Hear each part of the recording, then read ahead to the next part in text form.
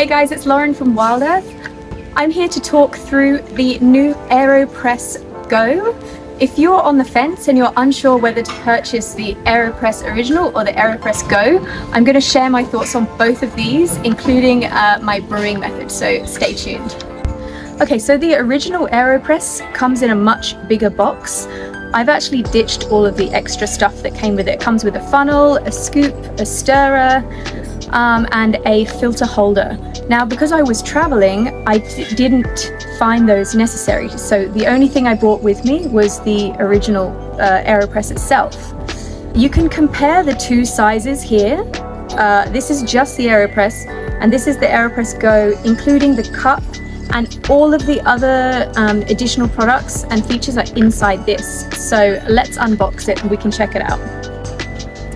So the AeroPress Go has this nice little lid that you can simply pull off.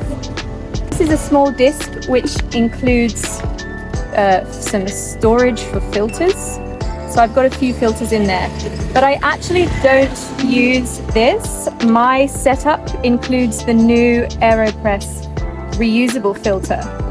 So I really recommend this. For me, I love it. It's totally reusable and sustainable as well. So that slots in there. Once you open it out, this is a cup that you can drink your coffee from in the mornings. And this is the actual AeroPress product. Inside sits an AeroPress scoop. It's much more minimalistic than the other one. And you've also got this kind of snazzy stirrer, which folds out to use like that. So I like both of those, and I do find myself using these. I love that they slot into the AeroPress in a very compact way, and you can see the comparison here, size-wise, very clearly.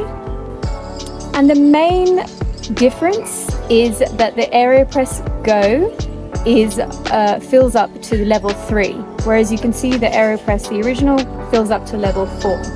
So what does that mean for me? To be honest, I thought I would notice a big difference in terms of like the size and how I felt after my coffee, but I actually don't. So I'm going to show you how easy it is to brew an AeroPress coffee from this random abandoned tuk-tuk. Okay, so now comes for the brewing. We've got our AeroPress Go coffee cup that comes with it. I've boiled some water in advance, and I've got some coffee that is ready to be brewed. So all I'm going to do is simply just slide this out. I've already set up my AeroPress so that it's got the filter in there. I screw that on, it's all good to go. I'm going to place this on the top here so it fits nice and snug.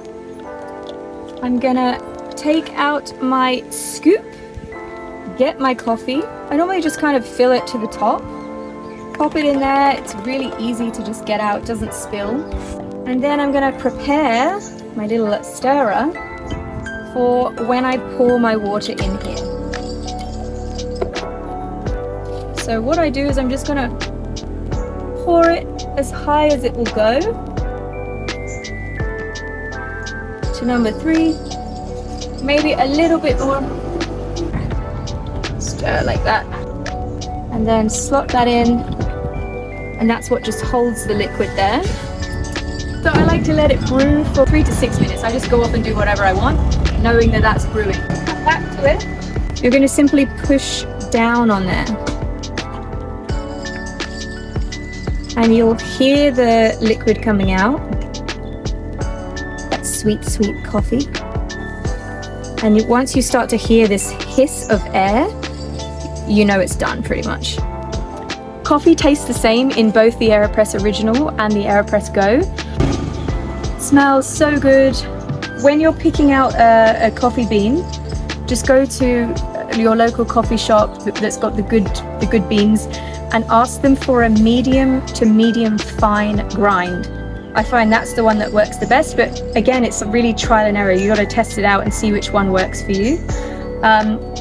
This lid, just be aware, I would say that this lid's not going to be great if you're, I don't have the confidence to flip this upside down with this lid. It acts the same way with the same level of security as a coffee cup lid from a takeaway shop. So think of it like that.